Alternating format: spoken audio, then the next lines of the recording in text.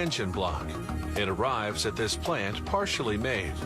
Here they finish it off by machining the cylinder bores, the holes in which the pistons move up and down.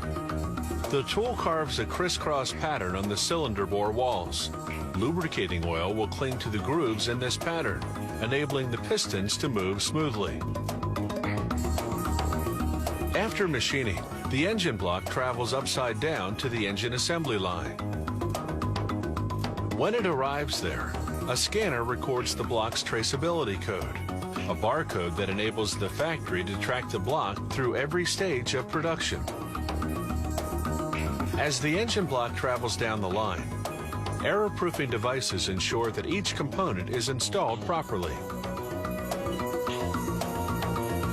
Elsewhere in the factory, the crankshaft is slowly taking shape. The crankshaft is a bar that's rotated by the up and down motion of the pistons. As it turns, it transfers power to the transmission. The crankshaft starts out as a roughly shaped steel forging. Robotic arms pass it down the line from station to station until 20 tooling machines later, it's fully formed.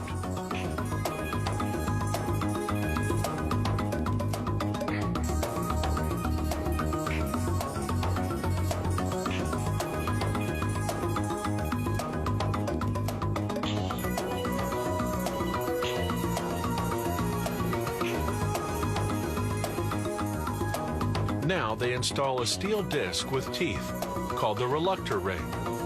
They heat it and press it onto the crankshaft. As it cools, it shrinks to a tight fit. This ring helps time the combustion cycle.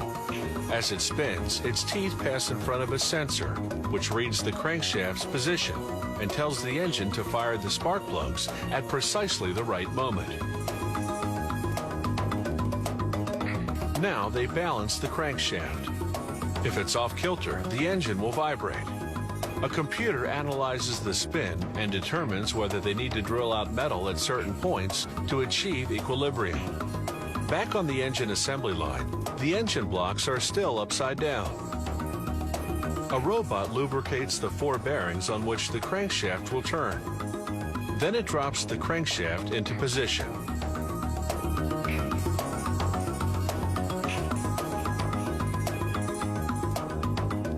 The pistons come next, 6 per engine, because these are 6-cylinder engines.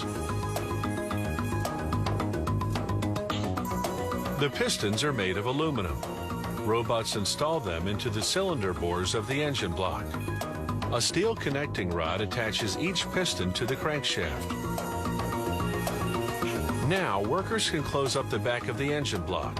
A robot applies sealant to the rear cover. They bolt it on manually with a tool called a multi-spindle torque gun. On another line, they assemble the 2 heads that'll cover the top of the engine block. This robot is applying sealant to spark plug tubes before inserting them into the heads.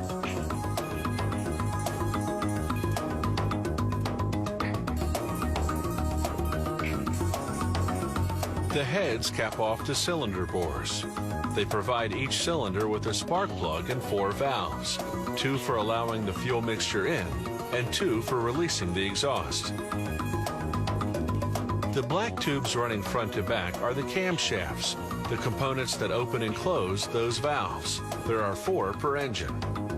A robot applies sealant and then bolts a cover onto the front of the engine block, the head, and a component called the timing chain.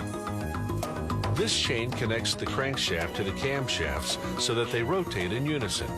This ensures the valves open when the pistons are in the right position. Finally, they spin the engine mechanically to make sure the components function properly.